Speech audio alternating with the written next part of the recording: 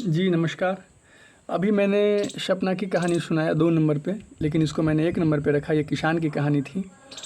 और मैं एक जूता व्यापारी की कहानी सुनाता हूँ जो इसी बुक से है। ये एनसीईआरटी की बुक से ही है। जूता व्यापारी की कहानी 10वीं क्लास 10th के एनसीईआरटी के बुक से है। और मैं इसे भी हूबहू वैसे ही सुनाऊँगा जैसा है। लाइन बाय लाइन पढ़ूँगा। प्रयास यही रहेगा कि लाइन बाय लाइन पढ़ दूँ ताकि आप इसको बेहतर तरीके से आप तक मैसेज पहुंच सके।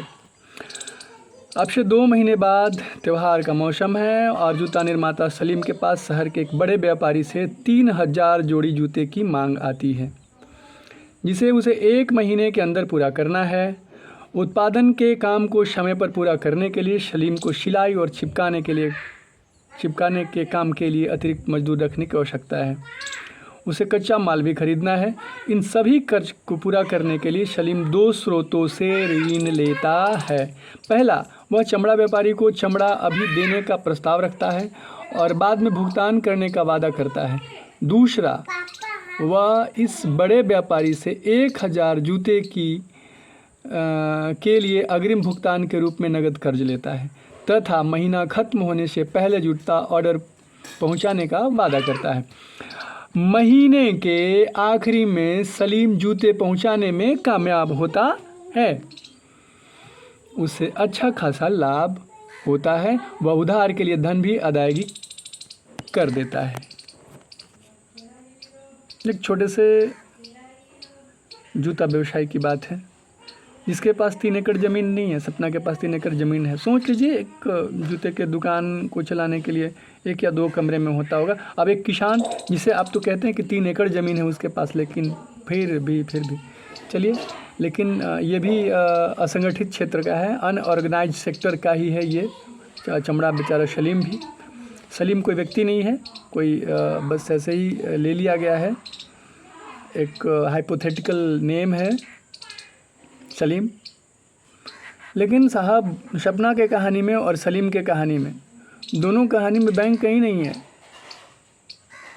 सलीम भी चमड़ा व्यापारी से लेता है कि भाई आप चमड़ा दे दो, मैं तुम्हें पैसे दे दूंगा 1-2 महीने के अंदर। और जिस व्यापारी को जूते देने होते हैं उस व्यापारी से वो ले लेता है। यानी कि बैंक कहीं नहीं है। सरकार की बैंक इसमें कहीं नहीं है। इस कहानी में ये सरकार की पोल खोल है, बैंक की पोल खोल है कि ना किसान को ऋण बैंक से लेने की ज़रूरत पड़ती है, और पड़ती भी है तो मिलता नहीं है, और ना व्यापारी को।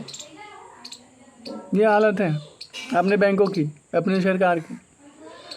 और असंगठित क्षेत्र जिसको कहते हैं, unorganised sector, in which majority of Indian are working and GDP का अधिकांश भाग अनऑर्गेनाइज सेक्टर से आता है, असंगठित क्षेत्र से आता है, जिसमें सपना और ये सलीम जैसे लोग करते हैं, और मतलब बहुत सारे लोग हैं, मतलब ऐसे ही। लेकिन सरकार कहीं नहीं है इसमें मदद के लिए, और न बैंक हैं। ये शर्मनाक बात है, ये शर्मनाक बात है। शर्म करो, शर्म करो, शर्म करो, शर्म करो। वैसे शर्म लाज है नहीं, घोर के पी गए हो।